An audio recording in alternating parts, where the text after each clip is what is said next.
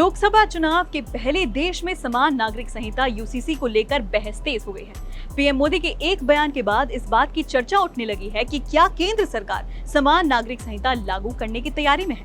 PM Modi ने भोपाल में BJP के बूथ कार्यकर्ताओं को संबोधित करते हुए कहा कि एक घर में दो नियम हो तो क्या घर चल पाएगा।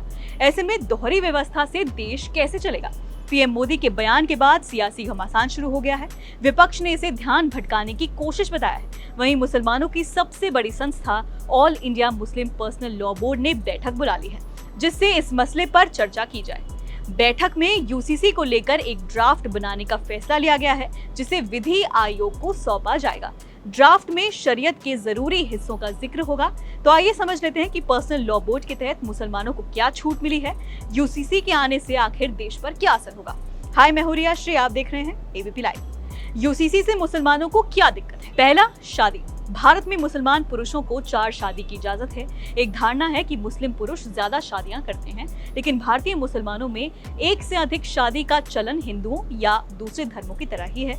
हालांकि 1961 के बाद से जनसंख्या के दौरान बहुविवाह के आंकड़े जारी नहीं किए गए हैं। इस बारे में नेशनल फैमिली हेल्थ सर्वे का ही डाटा मौजूद। 2019-21 के दौरान NFHS 5 का डेटा कहता है कि 1.9% मुस्लिम महिलाओं ने माना है कि उनके पति की दूसरी पत्नियां हैं। 1.3% हिंदू और अन्य धर्मों की 1.6% महिलाओं ने पति की दूसरी पत्नी की बात स्वीकार की है। इससे पता चलता है कि मुसलमान भी अब 4 शादियों के पक्षधर नहीं हैं, लेकिन वो शरीयत में किसी तरह की छेड़छाड़ नहीं चाहते हैं, इसलिए वो यूसीसी के खिलाफ हैं। दूसरा, तलाक।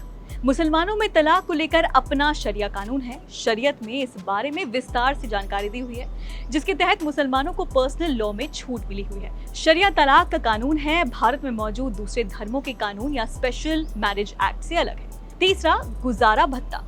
तलाक के बाद महिलाओं को गुजारा भत्ता के मामले में मुसलमानों में अलग नियम है। इसके तहत मुस्लिम पुरुष अपनी पत्नी को इद्दत की अवधि यानी तलाक के 3 महीने 10 दिन तक ही गुजारा भत्ता देने के लिए बाध्य हैं। वहीं भारतीय कानून के तहत महिला तलाक के बाद हमेशा के लिए जब तक दूसरी शादी नहीं करती, गुजारा भत्ता पाने की हकदार होती है। चौथा, विरासत। मुस्लिम महिलाओं को विरासत में हिस्से का अधिकार इस्लाम के आगमन के साथ ही है, लेकिन उनके बंटवारे का हिसाब किताब अलग है। मौजूदा दौर में हिंदुओं का विरासत कानून अलग है। हिंदुओं में बेटा और बेटी को संपत्ति में बराबर का अधिकार दिया गया है। मुसलमानों को इस मामले में हस्तक्षेप का डर बना हुआ है। पांचवा, इस्लाम में गोद लेने की इजाजत नहीं है। भारत में गोद लेने का अधिकार है, लेकिन पर्सनल लॉ के कारण मुसलमानों को इस कानून से बाहर रखा गया है। इस वजह से कोई भी बेऔलाद शख्स किसी बच्चे या बच्ची को गोद नहीं ले सकता। शादी की उम्र। भारत में लड़कियों की शादी की न्यूनतम उम्र 18 साल रखी गई है, जबकि पर्सनल लॉ में मुस्लिम लड़की के लिए 15 साल के बाद शादी की अनुमति दी गई है। यहाँ एक समस्या है। भारत में बाल विवाह निषेध अधिनियम है, जो नाबालिग लड़कियों की शादी किए जाने को अपराध बनाता है। इसी साल मार्च में सुप्रीम कोर्ट के सामने ऐसे ही मामला उठ चुका है, जिस पर सुप्रीम कोर्ट ने विचार करने को कहा था। तो इस वजह से मुस्लिम पक्ष यूसीसी के विरोध में है। फिलहाल इस वीडियो में इतना ही। इस मामले पर आपकी क्या राय है, नीचे कमेंट सेक्शन में जरूर बताइए। और बाकी खबरें जानने के लिए आप देखते रहिए एबीपी लाइव।